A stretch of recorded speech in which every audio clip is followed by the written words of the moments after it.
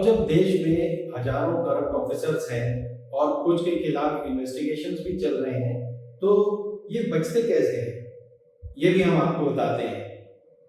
Section 197 CrPC के तहत supreme court ने भी माना है कि करप्ट ऑफिसर को प्रोसिक्यूट करने के लिए कॉम्पिटेंट अथॉरिटी से परमिशन देना जरूरी है।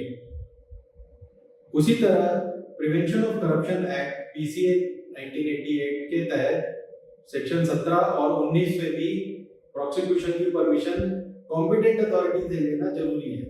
और जैसा कि आप समझते हैं कि परमिशन कभी आती ही नहीं है। छत्तीसगढ़ सरकार ने एक और कमाल कर दिया है इस बीच। अगर ईओडब्ल्यू या एंटी करप्शन ब्यूरो को किसी के यहाँ रेड भी करनी है तो उसके लिए मंत्री से परमिशन लेना जरूरी है।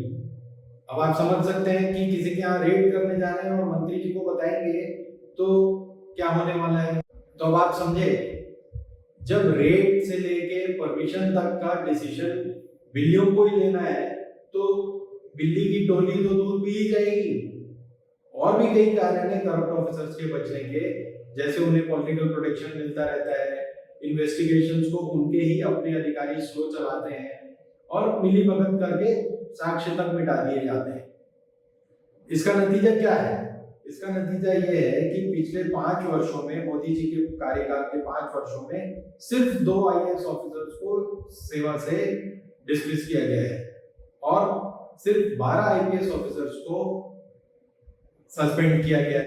तो माननीय मोदी जी, आपने 8 नवंबर 2016 की रात को रातों रात नोटबंदी लगा दी थी और घोषणा की थी कि इससे करप्शन पर काबू किया जा सकता है।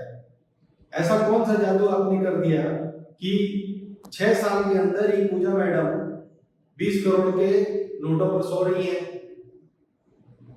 तो माननीय प्रधानमंत्री जी, आपको भी बात समझ में आ गई होगी कि करप्शन पे इस तरह से काबू नहीं किया जा सकता।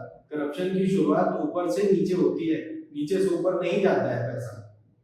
तो अगर आपको महंगाई पर काबू पाना है, डीजल, पेट्रोल और गैस के दामों को कंट्रोल करना है, तो इस 8 नवंबर की रात आप सिर्फ यह घोषणा कर दीजिए कि 1000 आइडेंटिफाइड ऑफिसर्स के घर इस वक्त रेड चल रही है और मेरा दावा है कि जनता आपको 2050 से पहले प्रधानमंत्री पद नहीं छोड़ने देगी।